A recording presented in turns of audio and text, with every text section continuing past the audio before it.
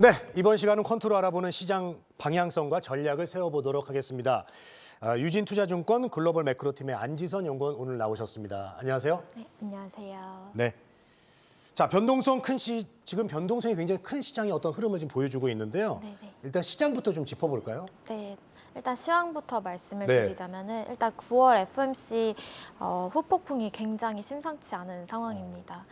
지금 글로벌 증시 하락이 멈추지 않고 있는 상황이고 다우 지수는 연저점을 하회했고 국내 주식시장은 7월 초 저점을 2개월 반 만에 좀 하락을 하면서 2,300선이 붕괴되는 그런 모습을 보이고 있습니다. 코스닥도 마찬가지로 7월 초 저점을 하회하면서 700 언더를 하고 있는 모습을 보이고 있는데요. 네.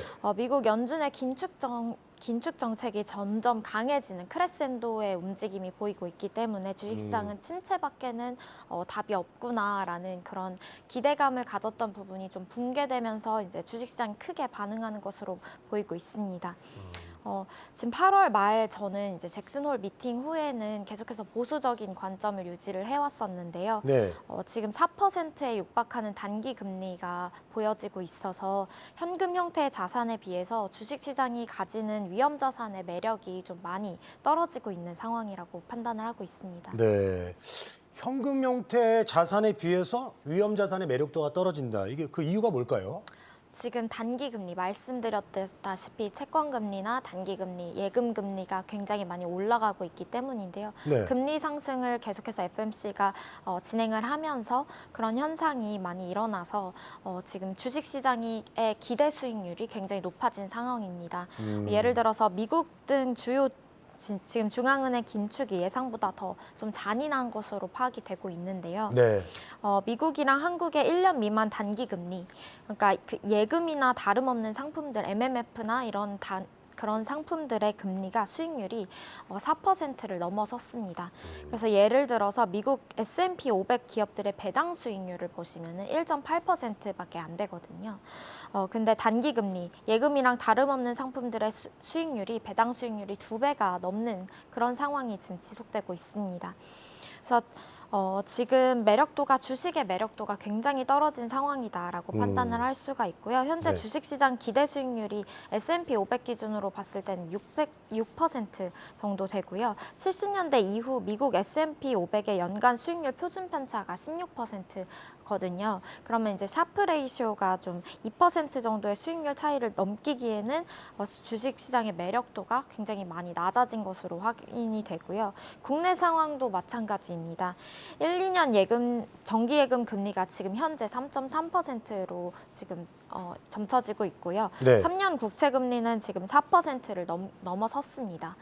네, 그래서 코스피 배당 수익률을 살펴보면은 네. 지금 배당 수익률도 마찬가지로 한 1.6배 정도 되기 때문에 2배 정도 수준의 예금 금리를 보이고 있는 상황에서는 코스피 기대 수익률이 10%를 넘게 됩니다. 그런데 이제 코스피에 투자를 했을 때 10% 과연 10% 넘는 수익률을 기대를 할 수 있는가에 대해서는 지금 투자자들이 의구심을 보이고 있는 상황이거든요. 그래서 지금 현금성 자산의 매력이 조금 많이 높은 상황이기 때문에 주식시장의 매력도가 굉장히 더 떨어지고 있는 상황이라고 볼 수 있습니다. 네. 자, 무엇보다도 지난 9월에 그 FOMC 회의에서 그 파월의 매파 발언이 있지 않았습니까? 네. 그 이후로 뭐 계속해서 흐름이 안 좋거든요. 네네. 발언을 한번 우리가 다시 한번 짚어봐야 될 것 같아요. 왜 그 발언 하나로 이렇게까지 네. 얼어붙는지 시장이. 네. 예. 9월 FOMC에서 가지는 함의를 2가지 정도로 압축해서 말씀을 드릴 수 있을 것 같은데요. 일단 하나는 긴축적인 통화 정책이 한동안 유지될 것이라고 말을 했습니다. 파월 그리고 다른 하나는 인플레를 통제하기 위해 고통을 감내할 것이라고 말을 했거든요. 네. 그 고통을 감내한다는 게 좀 시장에 충격으로 다가왔던 부분이 있었습니다.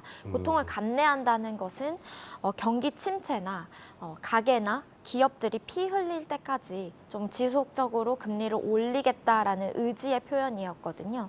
그래서 인플레와의 전쟁을 계속하겠다라는 의지의 표현이었기 때문에 그만큼 정책 실수나 예기치 못한 침체 우려가 굉장히 높아진 것으로 시장은 반응을 하고 있는 것으로 파악이 되고 있습니다. 네. 그 안진선 연구원님, 그 우리가 이제 뭐 예상하기는 좀 힘들겠지만은 미국 증시의 저점이 네. 어느 정도까지 갈지 좀 예상을 해본다면 어떨까요? 네, 수치적으로 데이터상으로 한번 예상을 네. 해보았습니다. 미국 증시의 저점과 한국 증시의 저점을 한번 예측을 해보았는데요. 네. 일단 아직 시장 컨센서스는 2023년에 미국 S&P 기업들이 500 기업들이 이익이 2022년보다 약 7% 정도 이익이 늘어날 것으로 2023년에 그렇게 예측을 하고 있습니다. 네. S&P 500의 12개월 예상 PER은 15.9배 정도 수준입니다, 현재. 근데 6월 말 저점 15.8배에 좀 근접한 수준이거든요. 네, 금융위기 국면을 제외하면은 미국 증시 S&P 500이 15배 이하로 떨어진 적은 없었습니다. 네, 그래서 PER 하락폭은 좀 심하지 않을 것으로 판단을 하게 된다면 기업 이익 하향이 이루어질 것이라고 판단을 할 수가 있는데요. 그렇게 되면 주가 조정의 여지가 조금은 남아 있다고 판단을 하고 있습니다.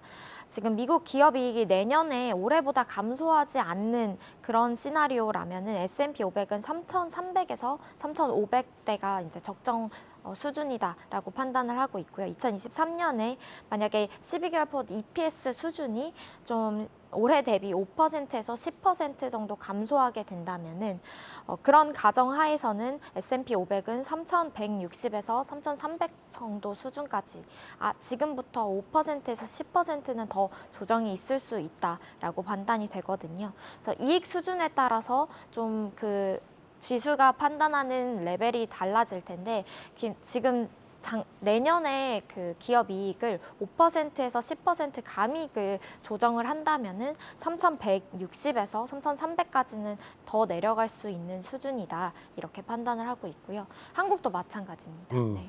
국내 증시는 어떨까요, 그러면? 네, 한국도 저점을 조금 판단을 해보자면은 예. 일단 아직 현재 주가가 미국이나 한국이나 2023년의 기업 이익을 감익이 아니라 지금 2022년 수준으로 예상을 하고 있습니다. 그렇기 때문에 지금 적정 레벨대가 나오고 있는 건데 내년 기업 실적이 올해 대비 보합이 유지되는 그런 지수는 S&P 500의 경우에 3,300을 얘기를 드렸는데 코스피 같은 경우는 2,130 정도이거든요.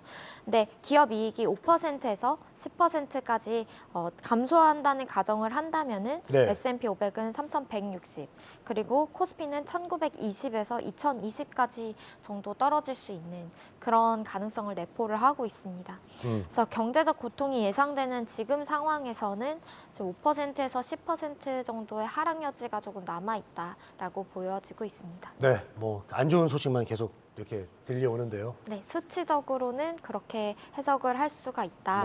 네. 하지만 좀 반등의 기회는 있다라고 그럼 판단하고 반전은 언제쯤 올 것 같습니까? 네, 반전의 기회는 올해 말이나 내년 초에 올 것으로 예상을 하고 있습니다. 네. 일단 반전의 계기가 있으려면은 연준의 강한 긴축 의사를 확인한 만큼 향후에 경기나 인플레 심리는 예상보다 빨리 진정될 가능성이 높습니다. 그게 좀 어떻게 보면 긍정적으로 반응을 할 수 있는 부분이거든요.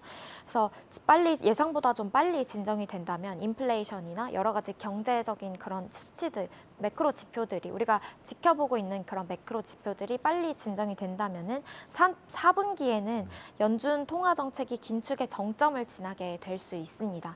그러면 일부 제조업 관련 지표들도 바닥 국면을 지날 것으로 예상을 하고 있고요. 네. 그렇게 되면 11월 FMC 회의 이후에는 11월에 FMC 회의가 한 번 더 있습니다.